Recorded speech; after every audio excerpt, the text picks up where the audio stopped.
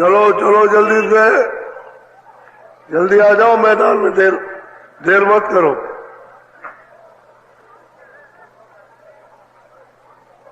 चलो चलो समय होने वाला।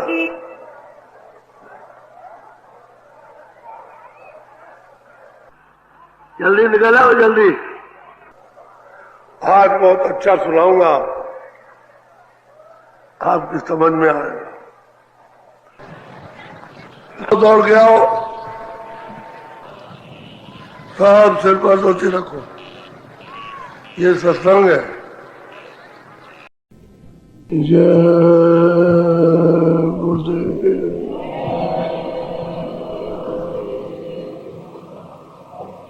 जय गुरुदेव।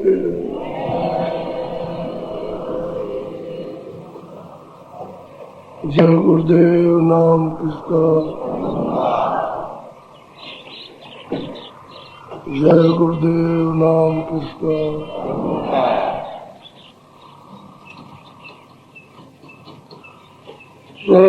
सतगुरु सतनाम तुम्हें बोला को प्रणाम।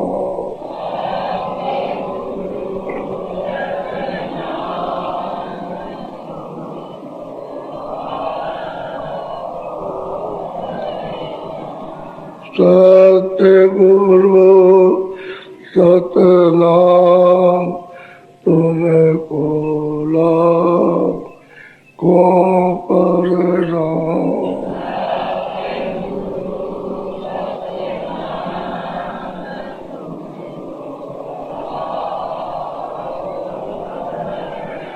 कोटिन सूरज चांद सितारे,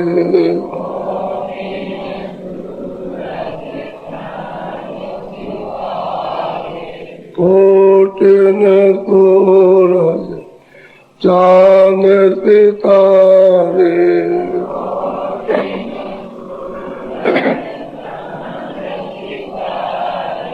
रोम रोम में करे उजारे,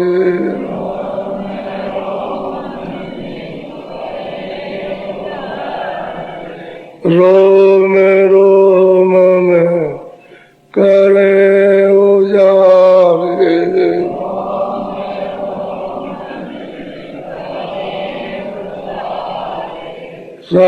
सतपुरुष करता तुम्हें बोला को प्रणाम।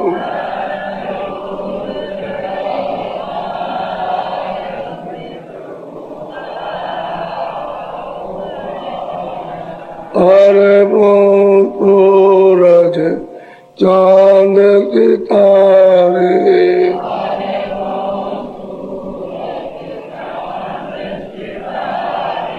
रोम रोम में करे उजारे,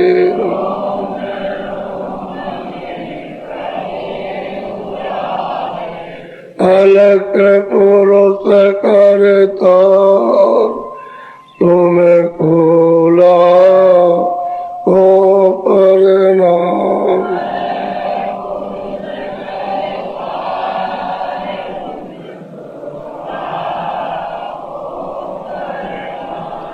खरबों सूरज चांद सितारे,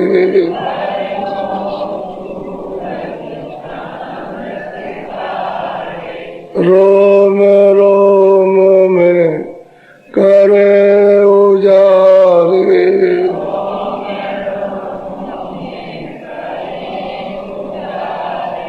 रोम रोम में करे उजारे।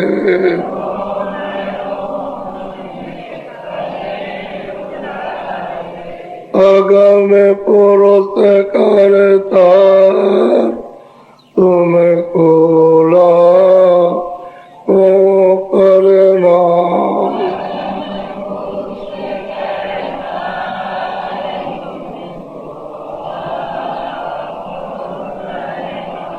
नील नील शशि भान उतारे,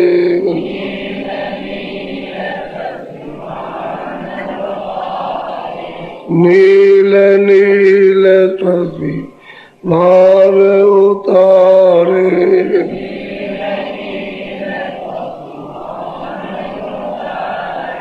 रोम रोम में करे उजारे,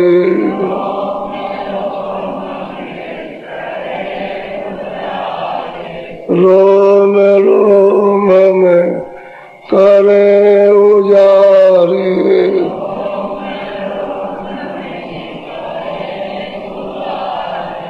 अनादि पुरुष करता तुम्हें ओ परिणाम,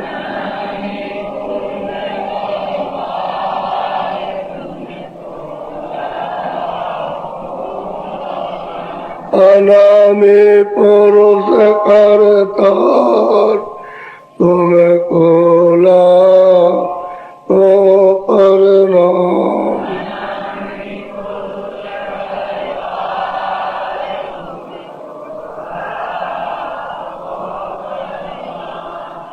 सत्य गुरु सतनाम तुम्हें कोला को परिणाम,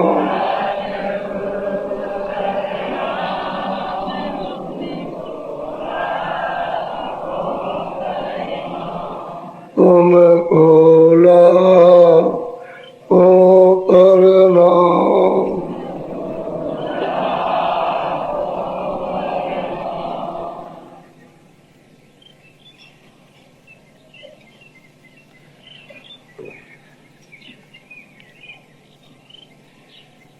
ये जो देश है ये काल का देश है, इसका नाम है मृत्यलोक। यहाँ कोई भी न रह सकता है न ले जा सकता, न लेकर आया। मृत्यलोक उसी को कहते हैं कि काया दी और ले ली, काया दी और ले ली।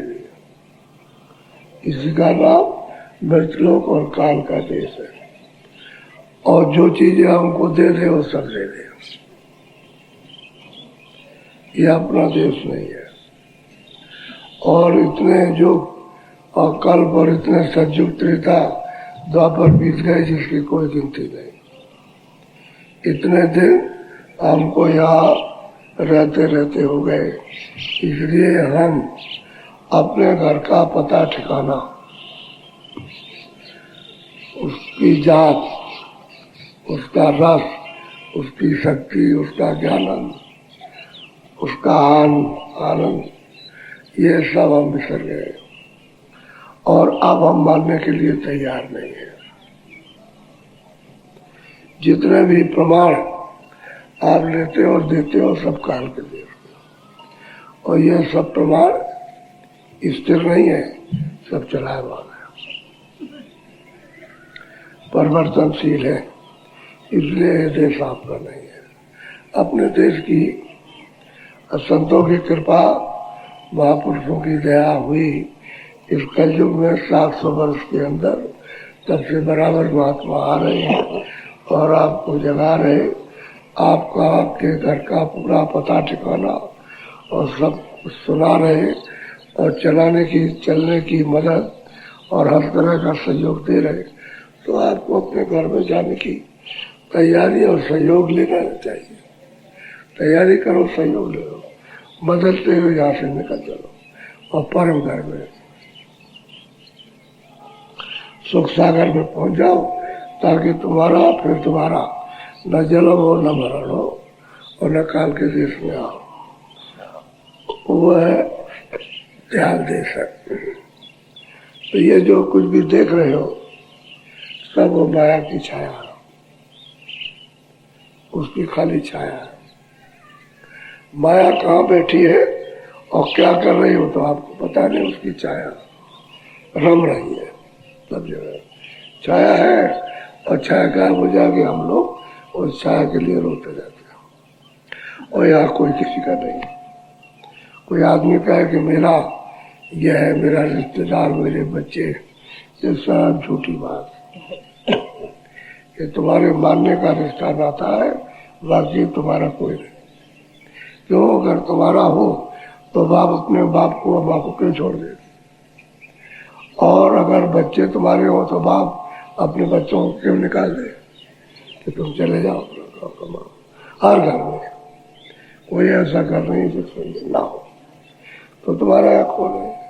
जब तुमको निकाल दिया और भगा दिया तुमको, और सब तुम्हारे जितने भी मतलब आधार थे जीवन चलाने के, वो सब बंद कर दिया, तुम्हारा कौन है? लेकिन उसने जो प्रारब्ध बनाई वो सब जगह पर देगा। यहाँ रहो, वहाँ रहो, वहाँ रहो, वहाँ कहीं भी, क्योंकि आपकी फाइल जो कागज है आपका साथ साथ चलता है। आप घर से यहाँ गए तो यहाँ गया, आपको यहाँ आज का जो प्रारब्ध का भोग है वो आज का मिल जाएगा। अब यहाँ से वहाँ जाओ तो वहाँ मिलेगा, कागज साथ साथ चलेगा।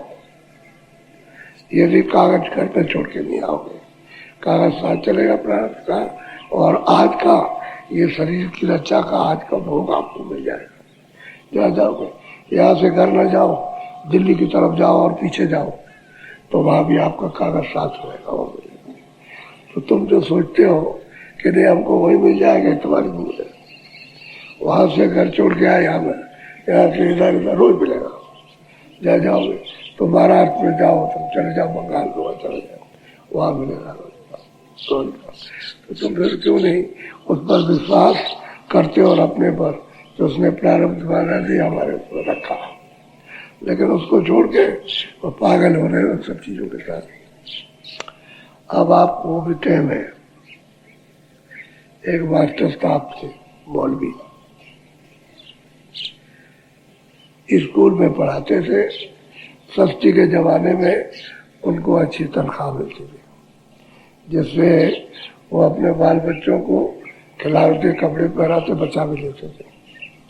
अकस्मात उनकी नौकरी छूट गई, कोई कारण हो गया, स्कूल बंद हो गया, नौकरी छूट गई। अब जो कुछ उनमें जमा किया था और धीरे धीरे करके 2-3-4 बरस में खा लिया, खत्म हो गया। अब स्त्री बोली कि भाई बाल बच्चों का ये गुजारा कैसे होगा? आप कहीं जाओ या कहीं नौकरी करो, कहीं काम मजदूरी करो और कमा के ले आओ तो इनको खाना कपड़ा मिलेगा।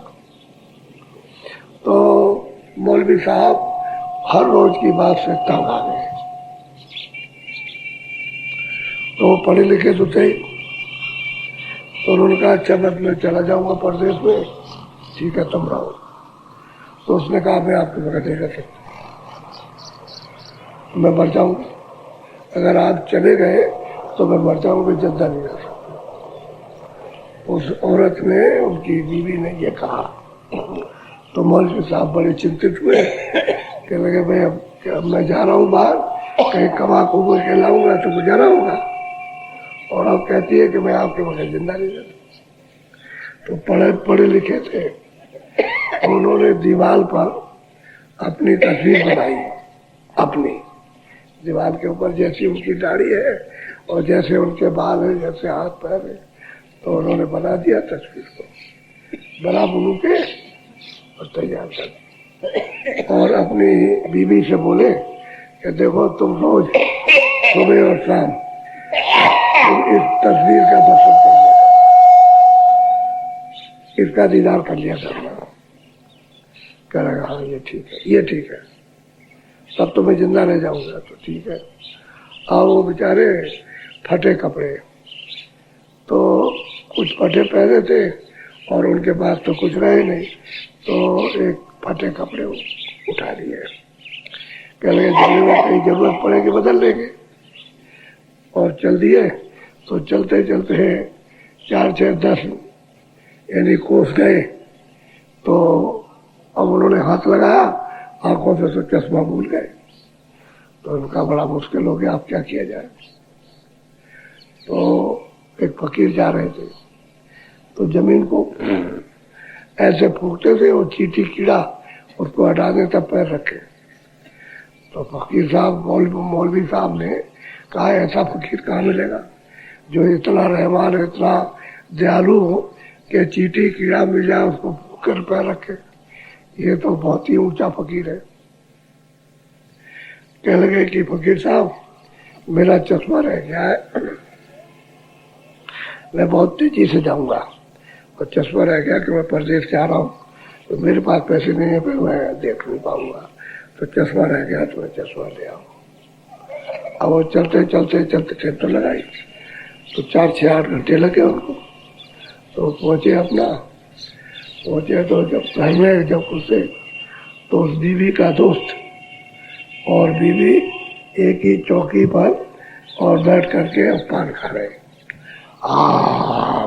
हंस रहे और पान खाते, दोनों पान खा रहे हंस रहे और उसी की दाढ़ी पर थूक रहे।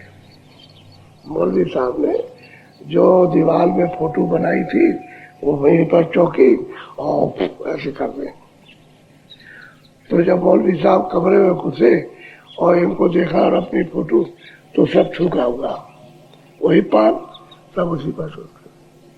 तो चश्मे की तो बात गए भूल, उल्टे पैर लौटे, सीधे चल दिए, चलते चलते 8 घंटे उनको लगे।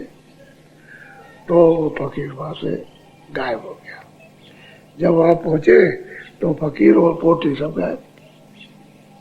अब गायब हो गई तो लोग आते जाते उनसे पूछा भाई किसी फकीर को देखा? यहाँ कौन फकीर? यहाँ कोई देखा, यार किसी ने कोई देखा नहीं। अब वो क्या करे बेचारे, तो गठरी चली गई और वो फटे कपड़े पहने तो गए आगे। चलते चलते चलते एक बहुत बड़ा शहर मिला, तो वो राजा का शहर था, राजा वहां रहता शहर था। एक बहुत बगीचा पड़ा था। रात हो गई तो उन्होंने सोचा कि अब कहा जाए, अब चलो रात हो गई तो यही ये मैदान है और ये बगीचा है तो ये बैठ जाएंगे रात बिता देंगे। तब तक उधर से एक साधु आया, उन्होंने कहा आप कौन हो? कि भाई मैं मौलवी हूँ, मैं गरीब आदमी हूँ और नौकरी मेरी छूट गई, वैसे मैं पढ़ा लिखा हूँ, छूट गई तो मैं नौकरी की तलाश में इधर आया हूँ।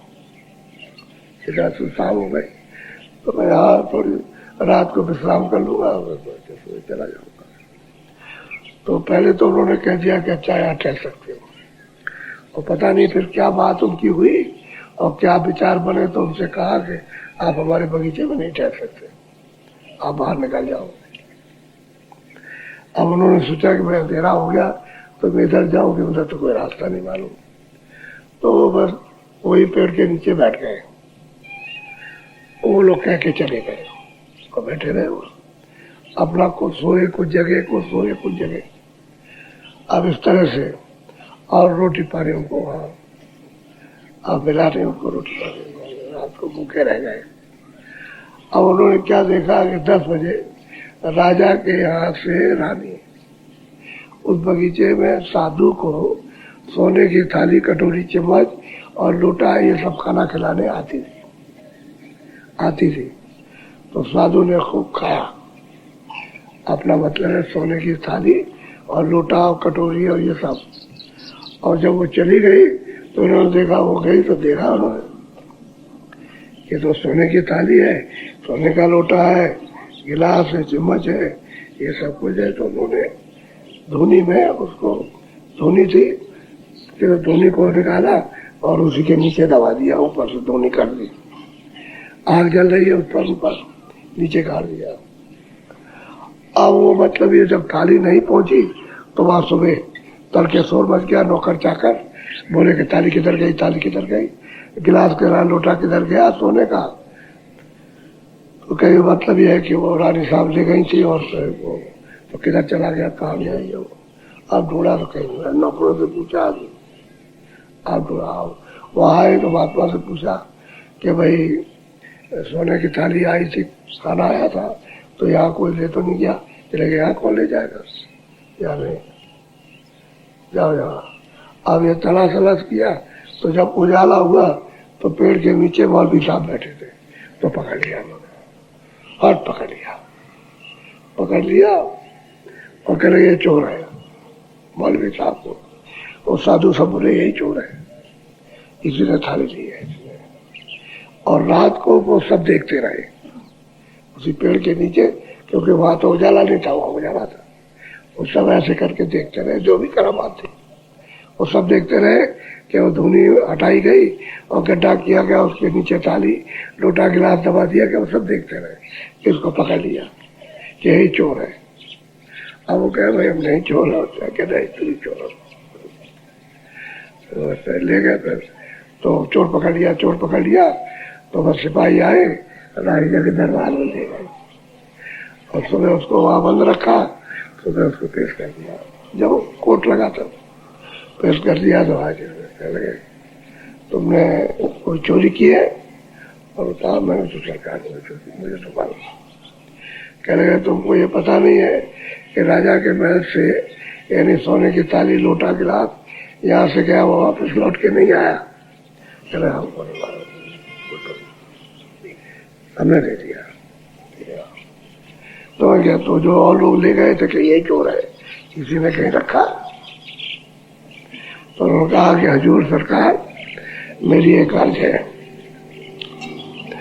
मैं एक स्कूल में मास्टर था, अध्यापक, बच्चों को पढ़ाता था। मुझे अच्छा वेतन मिलता था, खूब गुजारा। किसी कारण से स्कूल बंद हो गया तो मेरी नौकरी छूट गई।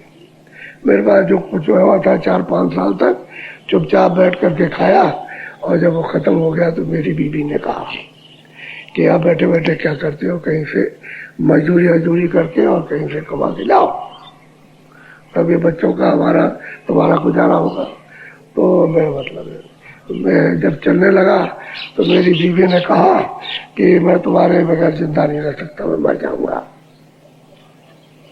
तब उन्होंने कहते मैंने एक तस्वीर बनाई, उस तस्वीर पर अपनी फोटो रखी और उससे कहा कि देख तू इसको सुबह शाम देख लिया कर, मैं हाजिर रहूंगा।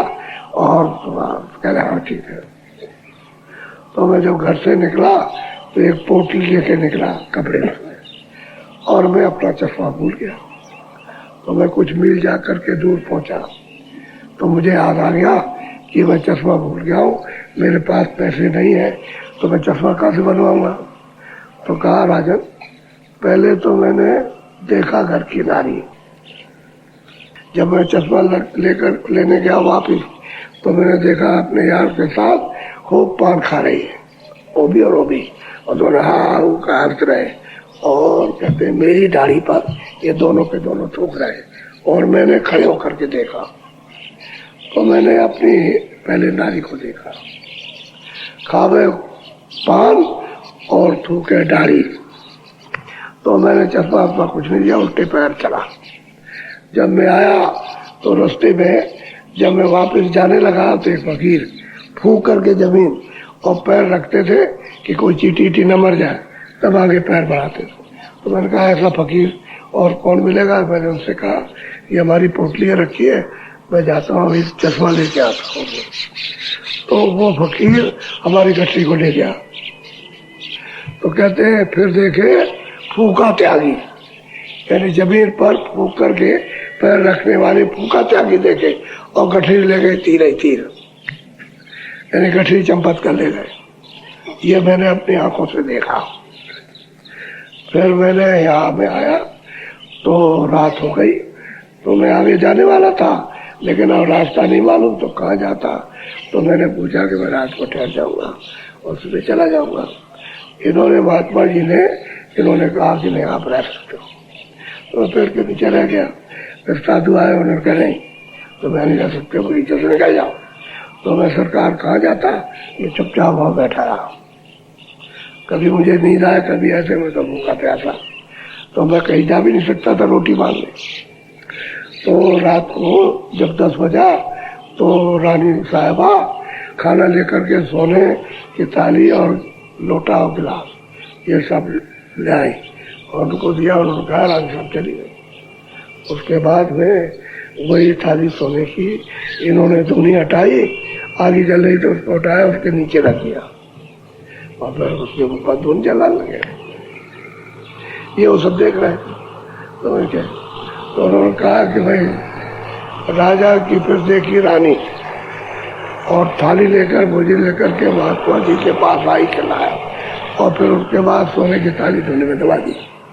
तो सरकार, मुझे तो चोरी मालूम नहीं है, मैं तो जानता नहीं चोरी कैसे की जाएगी, लेकिन यह है कि आधी थाली आपको मिल जाएगी, आप सिपाहियों को ले जाइए, समझ गए, या मुझे ले चलिए, मैं बता दूंगा। इस साधु ने इस चोरी में तारी कहना, अच्छा चलो चल दिया। तो वहाँ गए, गैस में खड़ी, जब उसने सोने को हटाया, आग जल रही तो उसको हटाया, नीचे देखा लोटा, गिलास, कटोरी, थाली सब मिली।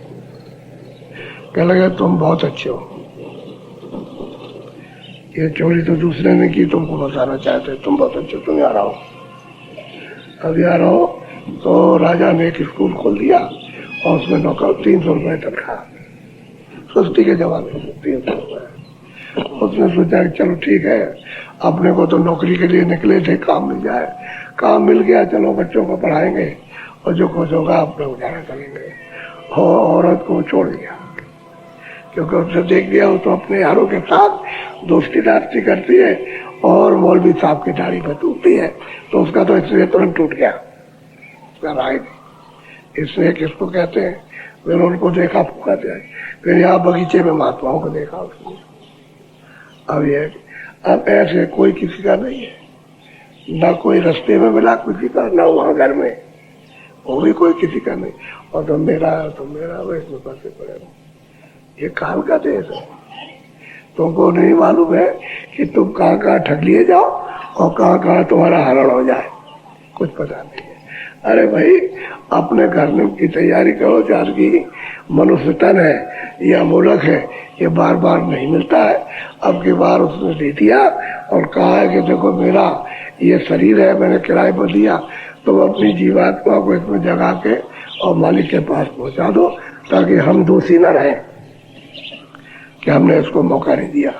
तो काल भगवान ने मौका दिया, शरीर दे दिया और आपसे कहा कि मैंने साफ सुथरा मकान दिया, इसमें कोई गंदगी नहीं किसी तरह की। अब यह है कि तुमको अधिकार दे दिया है, पाप पुण्य है, तो तुम समझ लेना कि पुण्य क्या और पाप क्या, हम नहीं बताएंगे, तुम्हारी जो इच्छा उसको करो, समझ गए। वो हम नहीं कुछ कहेंगे, मना नहीं करेंगे मत करो या करो, तुम अपनी इच्छा से करो और जो भी पाप पुण्य करोगे उसका भोग भोगना अपना अपना। बस कहने मैंने तो तुमको पूरा अधिकार दे रखा, मैं क्यों दोषी बनूं? तो सही बात है, उसमें कोई दोषी नहीं है, न ब्रह्मा न विष्णु न शिव है और न ईश्वर है, न आपको पूरा मृत्यु पे अधिकार दिया, तो आप अपने अधिकार का दुरुपयोग करो तो क्या करेंगे? तो क्या करें? आप इसमें लगा दो, इसमें अंधे होकर के अंधी चीजों में जो आपकी नहीं उनको पकड़े रहो उसके बंदर की तरह से, और बस छोड़ो नहीं उसको। तो बताओ वो क्या करेगा? वो करेगा क्या? उसने कहा भाई मैं तो दोषी नहीं हूँ, मैंने पूरी आजादी दी है उसको, मालिक को मिलने के लिए, समझे? हमने उसके अधिकार को अपने हाथ में ले लिया, अब आप फंसे पड़े हो। अब जानबूझ करके बंदर है, एक हांडी घड़ी है, उसमें चने डाल दो तो हांडी का छेद छोटा है, उसमें हाथ डाल देगा और ऐसे पकड़ लेगा तो ये फैल जाएगा। अब छेद है छोटा वो, और ये फंस गया उसका। अब वो ऐसे खींचता है, तब तक आदमी आ रहा उसको मदारी ऐसे तो खींचता है तो चेचे करता है और उसको छोड़ता नहीं है। तो आपने चना पकड़ रखा है लालच में, तो उसने नहीं पकड़ा, आप पकड़े हुए, किसी ने नहीं आपको पकड़ा, आप उसको जबकि पकड़े हुए हो। और ये छाया है, फिर चीजें मिलाप करते फिर रोते हो, कोई किसी का या नहीं। अपना अपना काम करो, अपना छुटकारा अपने आप करो, और नहीं तो चले जाओगे तो ये अवसर आपको मनुष्य जीवन का नहीं मिलेगा। आपको बता रहा हूँ। तो आपको अभी सुनाया था, पहला स्थान, फिर दूसरा स्थान और तीसरे स्थान पर सूरत पहुंच गई और उसने पार ब्रह्म का दर्शन किया।